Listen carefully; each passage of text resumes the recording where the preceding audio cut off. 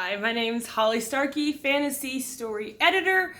And so what I do is I edit all types of fantasy, all subgenres, so romance to secondary world, epic, mystery, paranormal, and I edit all those, and I also actively read in those genres. So for today's video, I want to talk about motivation and goals and as it relates to your characters.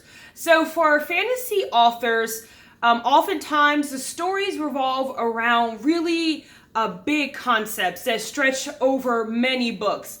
So not always, but oftentimes that is the case. So you want to make sure your goals and motivation for your protagonists and secondary characters is really strong because you need it to last for many books. You want to make sure you keep your readers' interest through all of those books and keep them loving or hating your characters, but hating in a good way, like a love to hate type of character.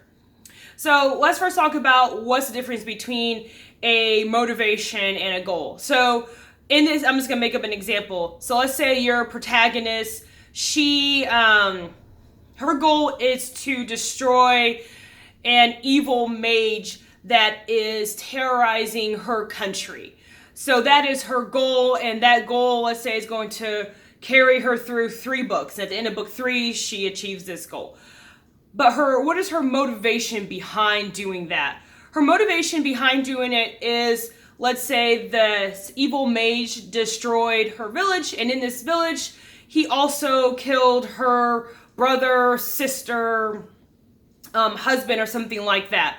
So that is her motivation. Part of her motivation is, yes, she wants to make sure that no one else is hurt, but also her motivation is partially selfish, but selfish in a good way, because when you have a big concept like a protagonist trying to destroy a person from destroying the world, so, trying to save the world essentially, you need to make sure that part of that motivation is personally connected to her. It really helps your reader connect to that character, because most of us are not spending our days plotting how to destroy evil mages. So, well, I'm assuming most of us don't spend our days doing that. Some writers spend their days doing that, but most readers don't go around with their everyday life trying to figure out how to destroy an evil mage. So they need something to kind of help them connect to that character, and having that main character, having her saying, yes, I want to save my people, but also this mage killed my whoever. It doesn't have to be a person, but make that motivation needs to have something personal to it. So it's partially, yes, I want to save my country, but also some of that comes into revenge. I want to, avenge my family members or friends' death. So that's what I mean by difference between a motivation and a goal. So with a protagonist, especially in fantasy, when a protagonist is filling a common trope like they are the chosen one. And there's nothing wrong with using that kind of trope. It's actually very common in fantasy. I know some authors saying, I don't want my book to be like Harry Potter. It's not going to be like Harry Potter just because you have a character who is the chosen one.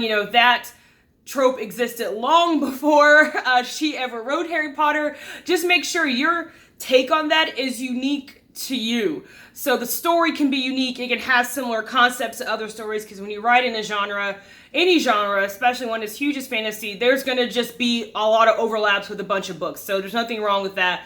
I just wanted to make that side note. Just make the story your own. Okay, so when you have something like that, this character, she is this huge figure in the story, and she's trying to achieve this big goal, and she is surrounded by whoever her team is helping her. Like, let's say 3 friends are along on this journey of 3 books with her to help destroy this evil mage.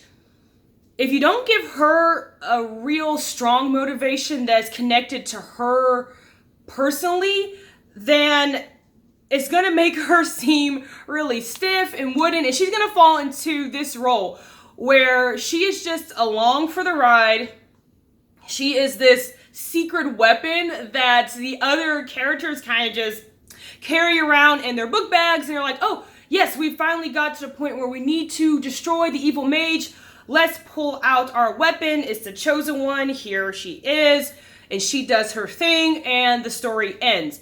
So she's not really participating in the action, all the steps necessary to get to the destruction of this evil mage, because she is just fulfilling this one role. She has this goal, but her reason why isn't personal. When you make the reason why personal, it naturally, the character naturally participates in all the steps leading up to it. She might not be a central figure in all the steps, because you need to have your secondary characters be able to have strengths as well, and your protagonist will have weaknesses, but she is actively participating in the story when it comes to defeating this evil mage, and she's not just playing the role of this weapon that they're just going to pull out at the end. She is not the sideline. She is there in the forefront participating because she has something at stake.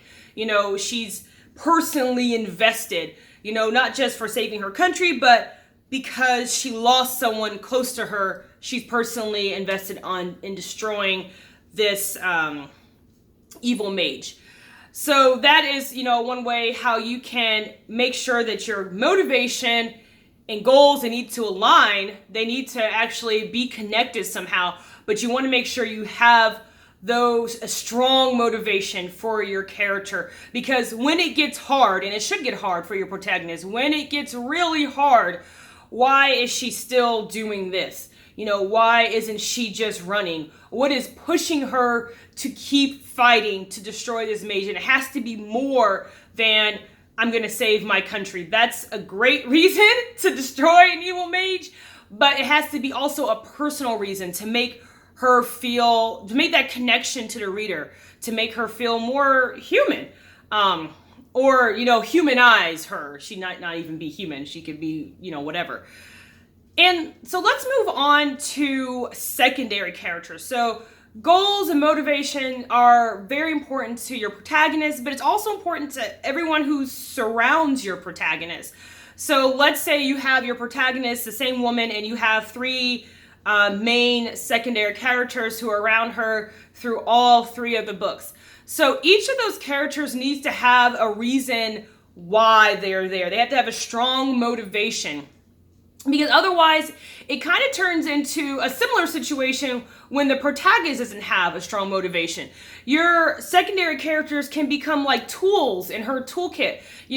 They're there, but they only really become important when something needs to be done that she can't do. Like, she's doing all the work, she's doing all the fighting, all the scheming, all the planning, but let's say she needs someone who is, I don't know, a magician who can control water, and she's like, oh, okay, now it's time for you. It's time for your turn to perform your water magic role. And then when that water magic role is over, that secondary character just fades again into the background, and it becomes all about the protagonist. So that can make your secondary characters feel stiff and wooden. The same way earlier when we were talking, it made the protagonist it didn't make her feel real. She kind of felt fake and stiff because she was only there to destroy the chosen one. Like, she was taking on the role of some kind of secret weapon, where in this situation, you have your secondary characters playing the role of like tools in a toolkit that she just kind of brings out. So how you can do that is that each of them needs to have a strong reason why they are there. And of course, most of the story will revolve around the protagonist. All roads lead back to your protagonist. But these other characters need to have a reason why they're with her. So for example, maybe one of the characters, let's say they didn't lose someone. Like, they are also there. Their goal is to also stop this evil mage from taking over their country.